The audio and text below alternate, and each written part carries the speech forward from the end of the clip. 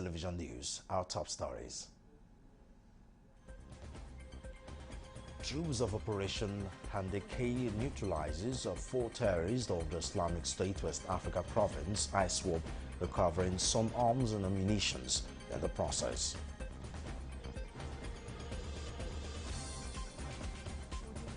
Femi Falana at an anti-corruption event urges federal government to lead the fight against corruption in order to eradicate poverty in Nigeria.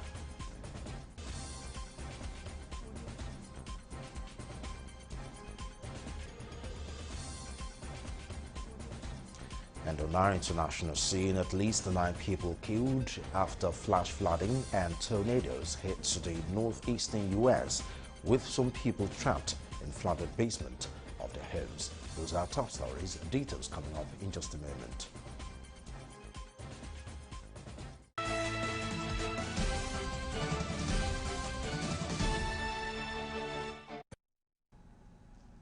Thanks for joining us on Galaxy Television News for this time. I'm Solomon Offem.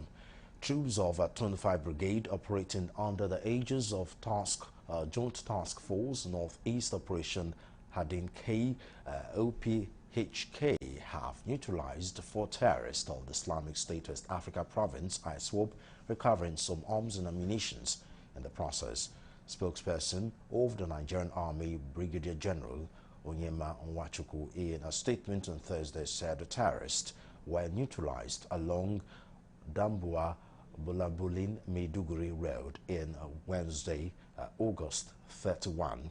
The terrorists who were on espionage along Damboa Bulabulin Maiduguri Road ran into a fighting patrol team at Kukawa and were neutralized in the firefight that ensued with the terrorists, the statement read in part. Onwachukwu added that the troops recovered 4 AK-47 rifles and 4 magazines, each loaded with 30 rounds of 7.62 mm special ammunition from the troops. In another operation, troops of 195 Battalion Sector 1 OPHK, in conjunction with elements of Civilian Joint Task Force CJTF at Dusman Munna Garage, Borno State, eliminated 2 ISWAP terrorists in an ambush operation conducted along with an identified ISWAP terrorist crossing point at Musari village.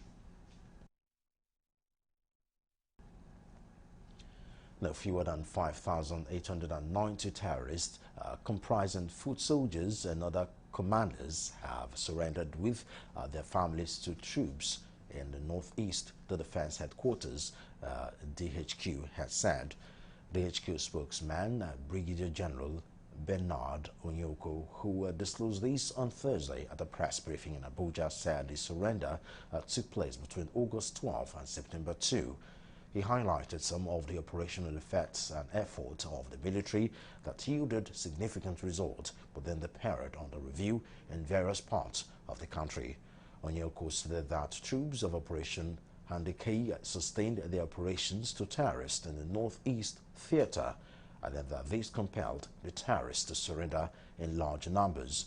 According to him, 565 Boko Haram fighters, including 3 commanders and 4 amirs and their family members, were handed over to the Borno State government for further management after thorough profiling. The military spokesman said the armed forces of Nigeria remained steadfast in the fight against all forms of criminality in different parts of the country. The military high command, according to him, appreciated the continuous sacrifices of the troops in the various theaters of operation and salutes their courage, resilience, and commitment towards achieving sustainable peace. He also thanked Nigerians for their continued support and urged them to avail the military with credible and timely information that would facilitate proactive engagement in all the theaters of operation.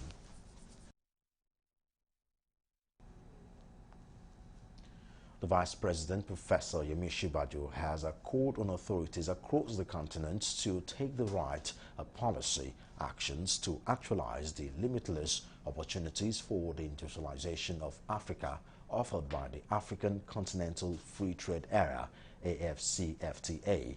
He stated this in a message delivered on Thursday at the Roundtable on Industrialization in Africa, in which he listed such actions to include the protection of local industries and improvement of value chains. The Roundtable themed Positioning African Industries for Economic Transformation and Continental Free Trade was organized by the Manufacturers Association of Nigeria, MAN, to celebrate its Golden Jubilee. The Vice President was quoted as saying by his aide, Olaolu Akande, for certain the AFCFTA is indispensable if industrial development is to take off in Africa because it offers wider markets and economies of a scale which are essential for manufacturing to be competitive. On actions that will boost manufacturing, Professor Shibaju believes policies like tariffs, quotas, subsidies, and non-tariffs barriers that protect infant industries so that they can create jobs and enable learning are vital. He stressed the importance of well-negotiated rules of origin in the context of the Free Trade Agreement, describing them as key to preventing transshipment and the deflection of trade. The Vice President stated that without them, fires from non-state parties will set up simple labeling operations in one member state with a view to shipping already finished product to another member state without really adding any value.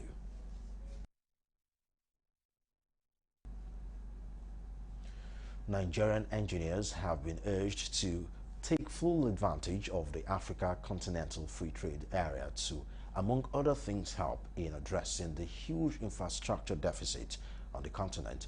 And Galaxy's Godfrey Eshemugo reports that this was the main thrust at an event for Nigerian engineers held in Abuja. Details in this report. Despite being among the best brains in the world, Nigerian engineers have often played second fiddle to expatriates who handle many government projects. Here is a ceremony for the conferment of the highest honor of Fellow of the Nigerian Society of Engineers, with the prospect of charting a new course for the engineering profession.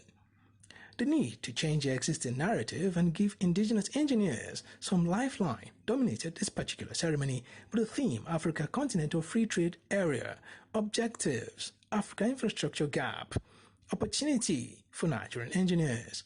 Guest lecturer is Bashir Meidugu, Special Advisor to the Borno State Governor on Trade and Investment. Nigerian engineers should endeavor as much as possible to register in other African countries as, local engineers, because just like other engineers coming into Nigeria will have to really subscribe to our rules and regulations, we should also subscribe to the rules and regulations of other African countries so that the services that are supposed to be, provided in those countries can also benefit the Nigerian engineer. If we are to integrate, because we know the infrastructure deficit in Africa, we have to and we must, open our wings to benefit. He says the ongoing Trans-Africa Highway provides vast opportunity to Nigerian engineers. This is called the Trans-Africa Highway. It stretches from Cape Town in South Africa to Cairo in the United Arab Republic of Egypt. It is a total of 12,000 kilometers. It is being built in segments through 10 countries. It is actively supported by the United Nations Economic Commission for Africa. Opportunities exist for Nigerian engineers in those countries, and interested investors can approach them directly. That is to say that, for instance, it passed through Rwanda, it passed through Uganda, it passed through Southern Sudan, Ethiopia, and so on. Nigerian firms, engineering firms can simply apply, to take part in the construction activities of this project. Nigerian engineers were also urged to key into the Nigerian Power Project that is geared towards solving the years of electricity challenges confronting the country. Idowu Oyebanjo is the Chief Technical Officer of the Presidential Power Initiative. Nigerian engineers, they will be fully trained under this program. So we are looking at local content. We are looking at developing Nigerian engineers. We are going to empower youth. Students in the universities in Nigeria will be educated, and I'm going to lead that training myself. We're going to train them how to use some of this equipment so that when they are leaving the university, they should be getting employment straight in these distribution companies, in Transmission Company of Nigeria. That's unique. That's never been done. And I think the president was proud when we explained that this is what we are going to do in the short to medium term. So you are right. Infrastructure gap is huge in Nigeria. Godfrey Eshemoge, Galaxy News, Abuja. An agri expert, Ernest Albi, Thursday raised alarm, says 3.4 billion people suffered hunger, malnutrition, and obesity. Ernest Albi, head Agricultural Division, ECOWAS Commission, says half of the world's population are not well fed. 3.4 billion suffer hunger, malnutrition, and obesity.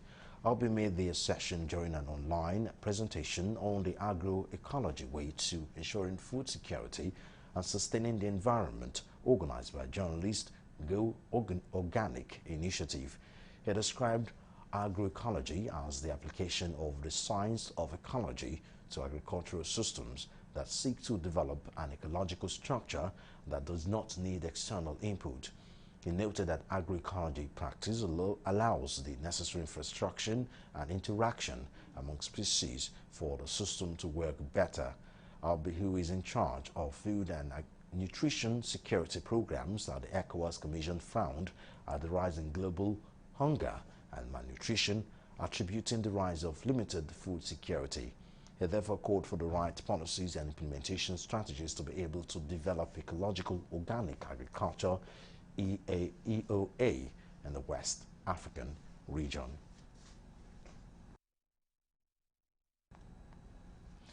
This is Galaxy Television News. Time for us to go for a break now. We'll be right back with more report. Stay tuned.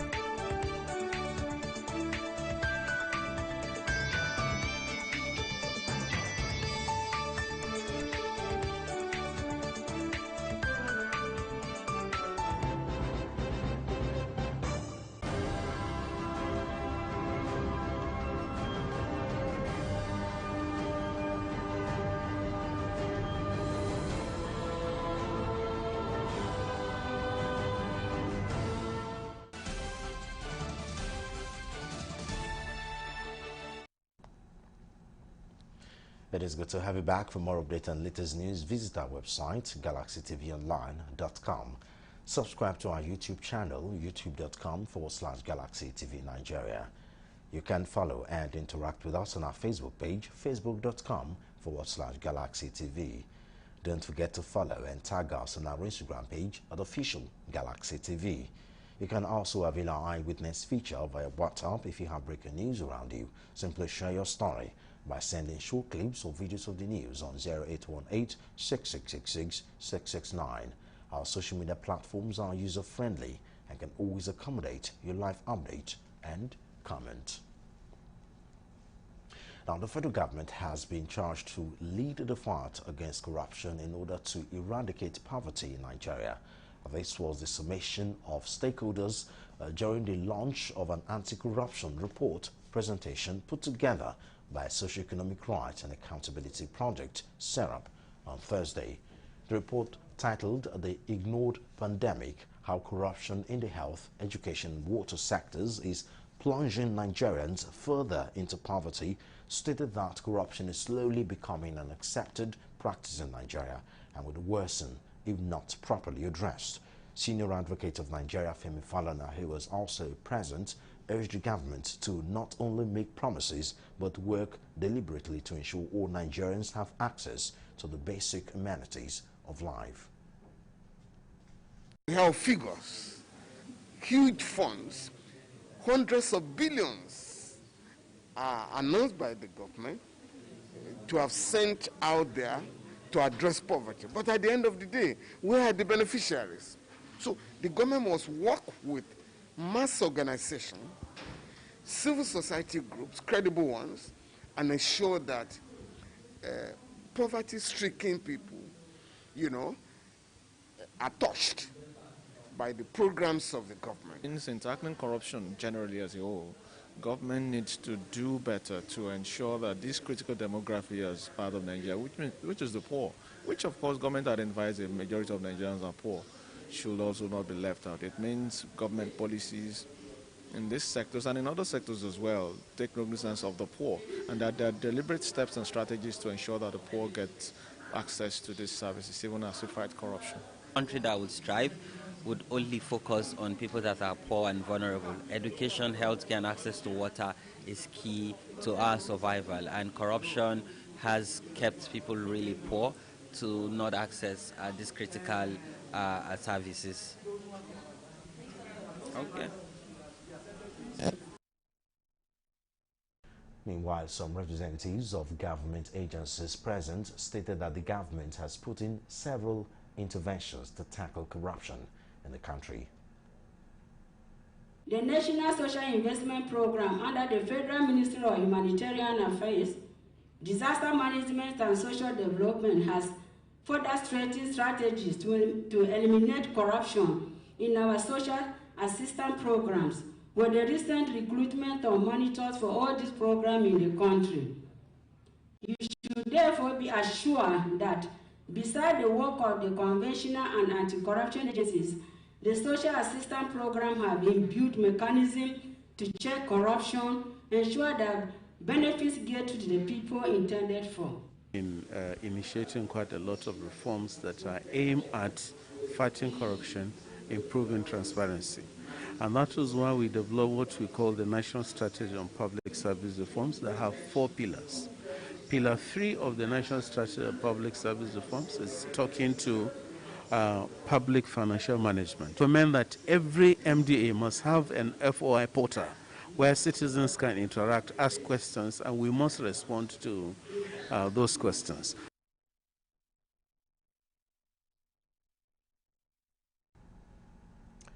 The government of Kogi State has debunked allegations of a diversion of a bailout fund given to it by the federal government.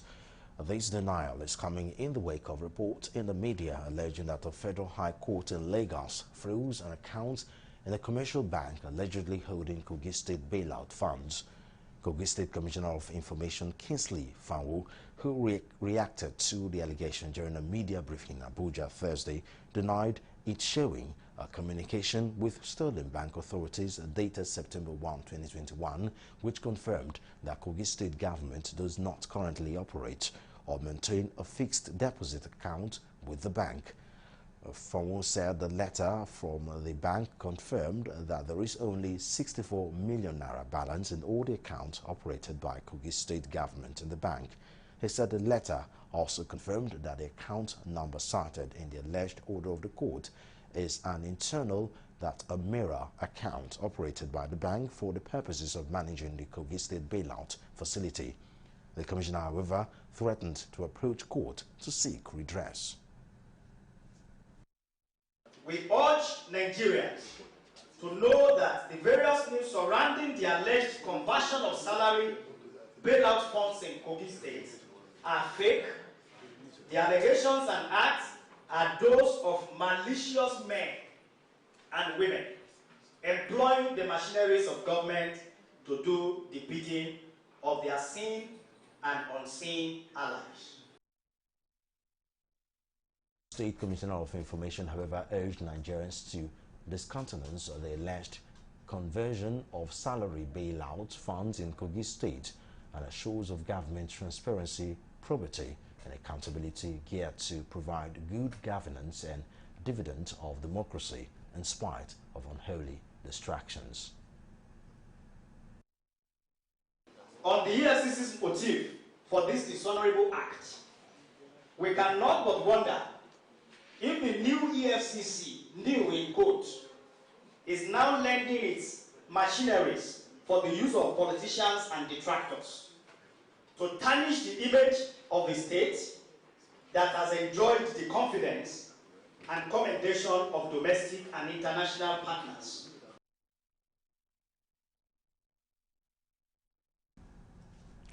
Oyo State has explained that the two first-class monarchs, the Aláàfin of Oyo, Ọba Lamidi Ọláyíwọlá Adéyẹmí III, and the Olúbàdàn of Ìbàdàn land, Ọba Sàlíù Àkànmú Adétúnjì Ajé Ògúngúnnísọ̀ I, were not stopped from entering the Lekan Salami Stadium complex during the unveiling of its main bowl on Wednesday. The government, in a statement by the Chief Press Secretary to Governor Seyi Makinde Taiwo Adisa, said that the royal fathers were too important to the state government to be prevented from attending the event to which they had been duly invited. According to the statement made available to our correspondent Kunle Ojo in Ibadan, the inability of the monarchs to gain access into the main bowl was because of the huge enthusiastic crowd that swarmed on the stadium and obstructed the movement of the monarchs' convoys to the designated VVIP drop-off zone, which was the easiest channel to their reserved seats. The state government explained that what happened was that security operatives advised that the drivers of the revered monarchs make their way through another gate, since their convoys were unable to access the VVIP drop-off zone from the gate they entered through. It added that seats of the monarchs were already reserved and that the government valued their presence. The statement noted that all other monarchs who were inside the VVIP box, including the Olugbo of Ile-Igbo, Ìṣẹ̀yìn of Ìṣẹ̀yìn, the Okere of Saki, the Olu of Igbora, were well recognized, stating that the government places huge respect on the stools of our forebears as occupied by the Kabiyesi's.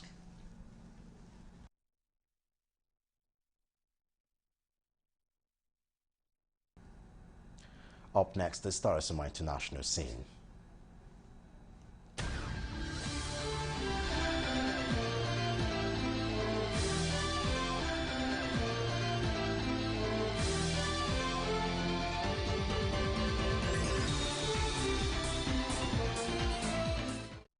And now, tracking stories from the international scene.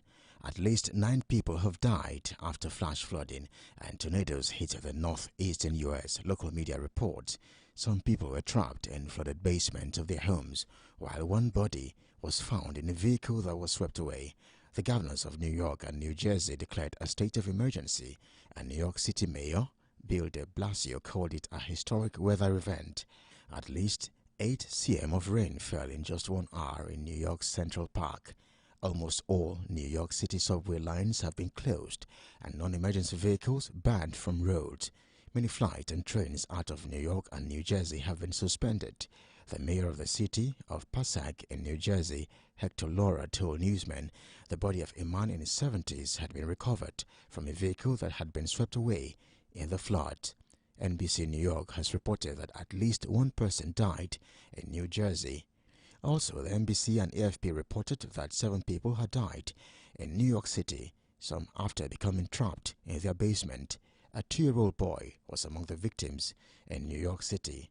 The U.S. National Weather Service declared a flood emergency in New York City, Brooklyn, Queens, and parts of Long Island, and issued tornado warnings for parts of Massachusetts and Rhode Island. A flood emergency, as opposed to a warning, is issued in exceedingly rare situations when a severe threat to human life and catastrophic damage from a flash flood is happening or will happen soon, the NWS said. The extreme weather has been caused by the remnant of Tropical Storm Ida, which caused widespread devastation in southern Louisiana earlier this week. Many factors contribute to flooding, but a warming atmosphere caused by climate change makes extreme rainfall more likely. The world has already warmed by about 1.2 Celsius since the industrial era began, and temperatures will keep rising unless governments around the world make steep cuts to emissions.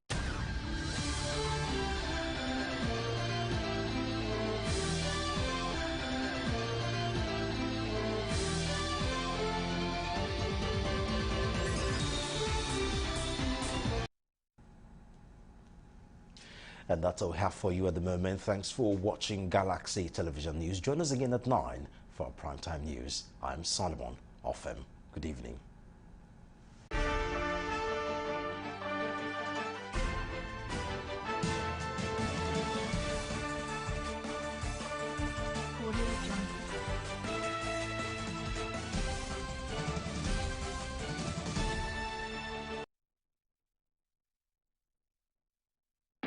Just because